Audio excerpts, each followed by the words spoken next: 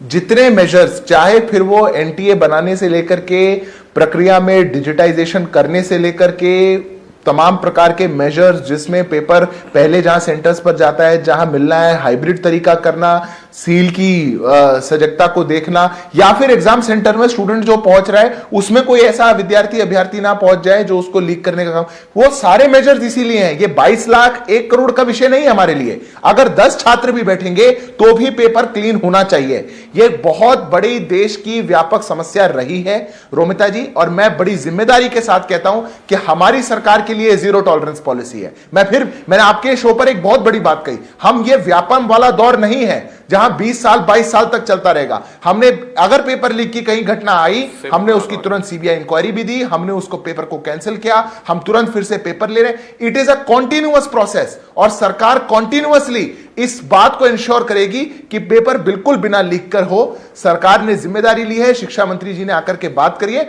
मुझे लगता है कि विद्यार्थियों को भी कॉन्फिडेंस के साथ अपनी नई तारीख के लिए अब तैयारी करनी चाहिए। राजनीतिक विश्लेषक के तौर पर अवस्थी जी हमारे साथ हैं। अवस्थी जी, एक नई गारंटी और एक नई तारीख है, इस पे विश्वास हो रहा है?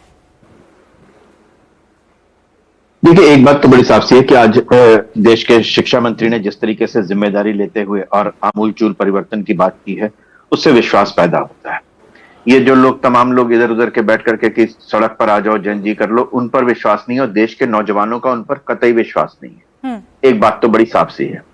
दूसरी बात बड़ी है कि जिस तरीके से अगले साल उन्होंने कहा कंप्यूटर बेस्ड होगा, एक बात, लेकिन अभी भी मैं मानता हूं कि नेशनल टेस्ट एजेंसी जो है उसकी जगह एक ऐसी राष्ट्रीय एजेंसी होनी चाहिए। साल भर एग्जाम होते रहते हैं, डिफरेंट अलग अलग जगहों पर होते हैं।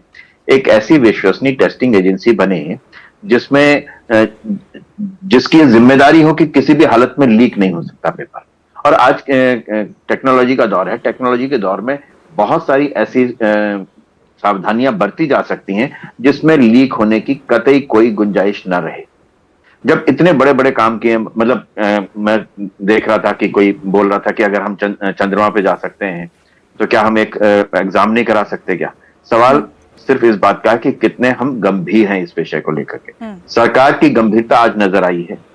इतने दिनों से जो हम ढुलमुल रवैया देख रहे थे, आज पहली बार मुझे लगा कि देश के शिक्षा मंत्री ने बहुत ही जिम्मेदारी से सारे सवालों का जवाब दिया और भविष्य में इस तरीके की कोई गड़बड़ी ना हो, और जो हो चुका है उनके खिलाफ जो सख्ती से एक्शन लेने की बात है।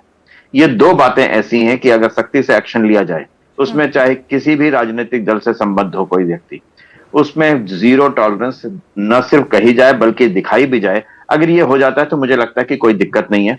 अनुराग डांडा जी को जोड़ना चाह रहे हैं इसमें। अनुराग जी, देखिए, मैं तो ये कहना चाह रहा हूं कि आपके पैनल पर बैठ करके कैसे 22 लाख बच्चों की मुसीबत का मखौल उड़ाया जा रहा है, मैं उसको देख करके हैरान हूं। मतलब ये कहा जा रहा है कि बच्चों को इंसाफ मिल गया, दोबारा पेपर की डेट आ गई। इसमें बच्चों को क्या इंसाफ मिला भाई? उन्होंने इतनी मेहनत की, तैयारी की, पेपर देने गए, दे आए पेपर, उसके बाद रिलैक्स हुए, अब फिर आपने कह दिया कि पेपर देना है। नुकसान किसका हुआ? बच्चों का। पेपर लीक हुआ, नुकसान किसका हुआ? बच्चों का। दोबारा पेपर होने से नुकसान किसका होगा? बच्चों का। फायदा किसका हुआ?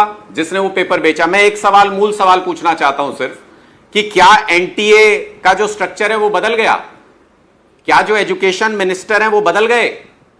क्या प्रधानमंत्री ने इसके बारे में कुछ कहा इस पेपर के बारे में? तो क्या बदल गया? जो पहले पेपर हुआ था और जो अब पेपर होगा उसके बीच में क्या बदल गया? कैसे गारंटी लेते हो कि इस बार पेपर लीक नहीं होगा? क्या वो जो राजस्थान में कुछ प्यादे पकड़े गए या महाराष्ट्र में कुछ नीचे के लेवल के लोग पकड़े गए, क्या उनकी एनटीए में पकड़ थी? क्या उन्होंने एनटीए में जाके पेपर लीक करा दिया?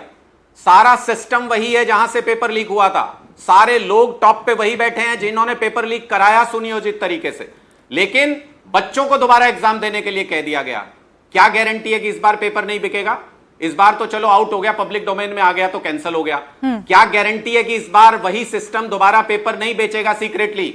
और 22 लाख बच्चे जो मेहनत कर रहे हैं वो घर बैठे रह जाएंगे, और जिन्होंने पेपर खरीदा वो लोगों का एडमिशन हो जाएगा। चलिए, आपके सवाल को मैं लिए चलूंगी सिद्धार्थ जी के पास और उनसे ये पूछूंगी कि क्या बदल गया है तारीख के अलावा जो रीनीट हो रहा है उसमें क्या बदलने जा रहा है। सवाल उनसे जरूर पूछूंगी, लेकिन अब्बास हैदर जी की एक रिएक्शन जरूर मैं ले लेती हूँ यहाँ पर। अब्बास हैदर जी, जीरो टॉलरेंस नीति की बात की जा रही है, लेकिन आप ये समझिए कि ये कोई स्कूल का एग्जाम तो है नहीं, नेशनल लेवल का एग्जाम है। वहां पर अगर पेपर लीक हो जाता है तो आप उस बच्चे की मानसिकता को भी तो समझेंगे ना, जिसने 2 साल तैयारी की है, जिसका पेपर अच्छा गया है, जिसके घर वाले ये सपना देख रहे हैं कि अब बेटा और बेटी डॉक्टर बन जाएगा। उनके सपनों की यही कीमत है कि आप एग्जामिनेशन की रजिस्ट्रेशन फीस नहीं लेंगे, आप री एग्जाम करा लेंगे और बच्चा एक बार फिर से तैयार होकर पहुंच जाएगा एग्जामिनेशन सेंटर पर, और उस सारी प्रोसेस का जहां पर स्कैनिंग होती है उसे भी फेस करेगा और फिर से अच्छे से एग्जाम देकर आएगा।